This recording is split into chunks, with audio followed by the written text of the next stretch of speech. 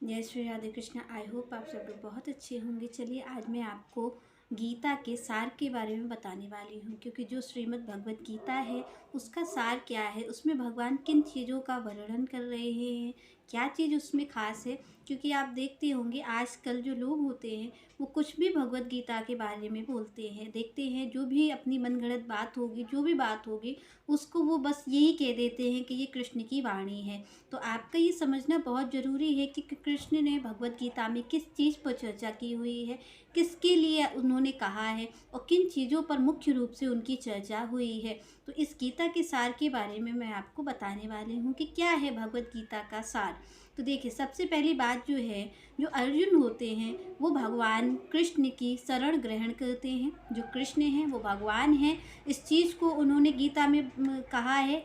और यहाँ पर जो अर्जुन हैं वो कृष्ण को अपना गुरु मानते हैं, वो उनके शिष्य बनते हैं, उनकी जो गुरु है उस चीज़ को वो निभाते हैं जो शिष्य का होना चाहिए। तो अर्जुन यहाँ पर जानते हैं कि शिष्य का क्या दायित्व होता है, किस तरीके से शिष्य को सवाल पूछने चाहिए, और भगवान गुरु बन करके उनका उपदेश देते हैं। जो उन्होंने इसमें मुख्य रूप से क्या किन चीज़ों पर उन्होंने चर्चा की, तो सबसे पहले भगवान किस चीज़ पर उपदेश देते हैं भगवत गीता में, वो कहते हैं कि ये जो भौतिक शरीर है आपका और जो नित्य आत्मा है उसमें क्या अंतर है। भगवान का पहला जो उपदेश गीता में हुआ है वो इस चीज़ पर ही हुआ है कि वो अर्जुन को ये बताना चाहते हैं कि भौतिक शरीर में और आत्मा में क्या अंतर है। क्योंकि अर्जुन जो होते हैं वो अपने आप को एक भौतिक शरीर ही समझते हैं। क्योंकि आप देखेंगे कि जब अर्जुन की स्थिति भगवान देखते हैं कि उनकी अर्जुन की स्थिति कैसे हो रही है, तो उनका जो शरीर है वो कंपित होने लग गया है और उनका सारी चीज़ हाथ से छूटती जा रही है। उनकी ये दशा देख कर के ही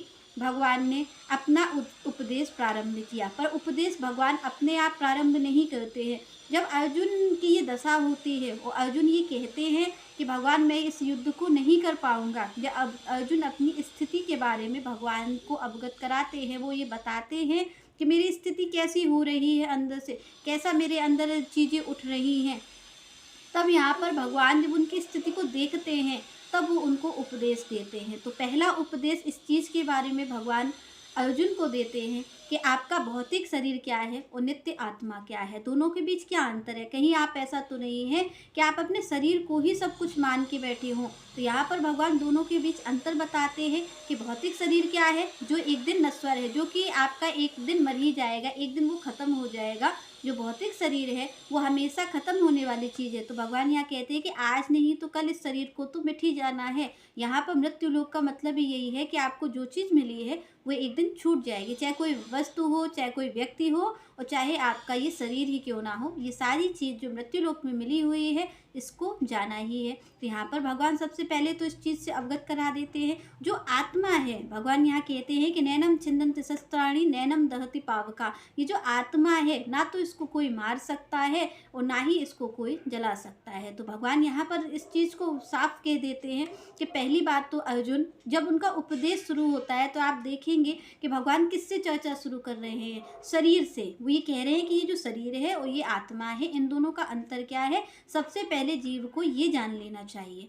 अगर कोई मेरे पास आया है तो भगवान किस चीज़ के, भगवान ये नहीं कह रहे कि आप इस तरीके के कपड़े पहन लो, आप ये कर लो, आप वो कर लो, भगवान नहीं कह रहे। भगवान ये कह रहे हैं कि गीता को समझने की पहली पद्धति यही है, पहला सिद्धांत और नियम यही है कि आपको इस शरीर से ऊपर उठना होगा। आप अगर शरीर बन के गीता को सुनेंगे तो आप कभी भी कृष्ण की वाणी को समझ ही नहीं पाएंगे। क्योंकि भगवान ने पहले ही उपदेश में जो क्या कहते अर्जुन के शरीर है और आत्मा है, इन दोनों को अलग बता दिया भगवान ने पहले ही उपदेश में कि अर्जुन जो तुम हो वो शरीर नहीं हो, तुम एक आत्मा हो। तो भगवान ने यहाँ पर आप देखेंगे कि भगवान ने कोई शरीर की तो बात वो कर ही नहीं सकते, क्योंकि पहली बात ही वो आत्मा से शुरू कर रहे हैं। वो ये बता रहे हैं कि अर्जुन तुम केवल एक शरीर नहीं हो, तुम एक आत्मा हो, और जो आत्मा न तो कभी मरती है और न कभी उसको कोई मार सकता है, ना कोई उसको जला सकता है। तो भगवान यहाँ पर सीधे कह देते कि अर्जुन पहली बात तो ये मन से हटा दो कि तुम एक शरीर हो।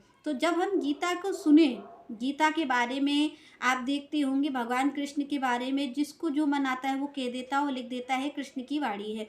पर जो कृष्ण शरीर की बात ही नहीं कर रहे हैं वो इन सारी चीज़ों की बातें कैसे करेंगे। क्योंकि आप देखते होंगे कई लोग लिखते हैं, आपको भी मिल ही जाते होंगे तो इसीलिए मैंने सोचा कि आपको गीता का सार क्या है ये बताना ज़रूरी है कि भगवान किस बारे में बात कर रहे हैं। तो भगवान यहाँ पर सबसे पहले तो शरीर और आत्मा की बात कर रहे हैं। जो आत्मा नित्य है उसे कोई भी मिटा नहीं सकता, और जो शरीर है उसे कोई भी बचा नहीं सकता। ये तो आप देखेंगे पल पल पल पल घटता ही जा रहा है।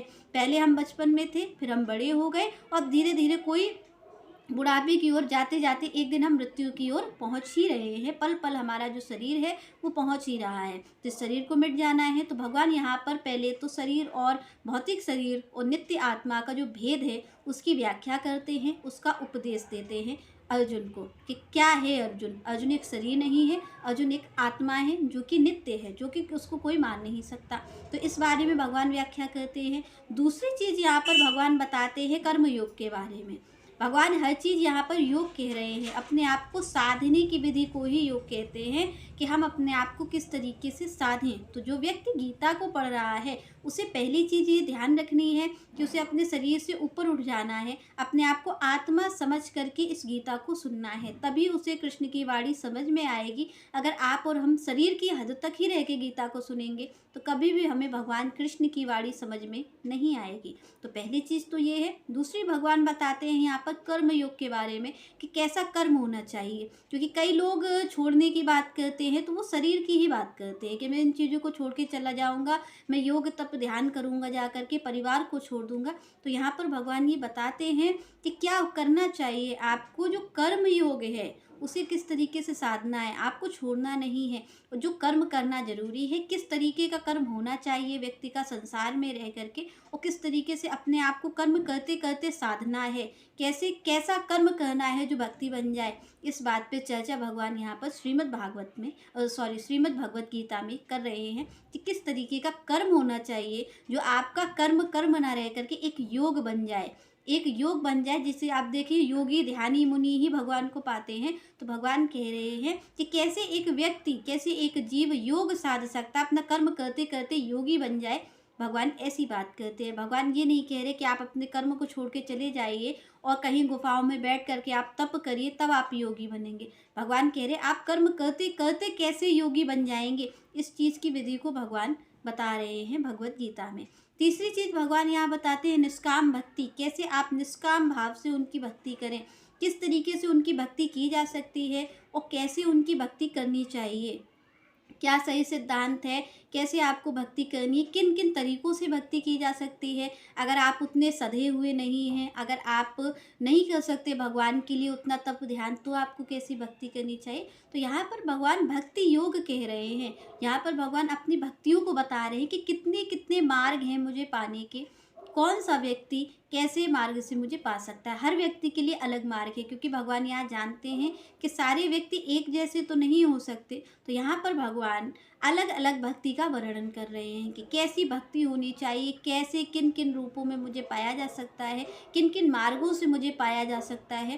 क्योंकि कई लोग ये मानते होंगे कि हम तप करेंगे तो ही भगवान मिल जाएंगे। तो यहाँ पर भगवान योगी बनने के साथ साथ भक्ति को भी योग कह रहे हैं कि कैसी भक्ति करने पर आप योग साधेंगे, आपको कहीं भागना नहीं है। तो यहीं संसार में रह कर के ही आप किस तरीके से योगी बन सकते हैं, ये श्रीमद् भगवद गीता आपको बताती है कि किस तरीके से आप अपने आप को साधेंगे। पर आपको यहाँ पर ध्यान रखना है, चाहे भगवान किसी भी चीज़ की कह रहे हों गीता में, चाहे वो कर्म योग हो, चाहे वो भक्ति योग हो, किसी भी योग की भगवान बात कर रहे हैं, तो आपको ये ध्यान रखना है कि कृष्ण आपसे शरीर की बात बिल्कुल भी नहीं करेंगे।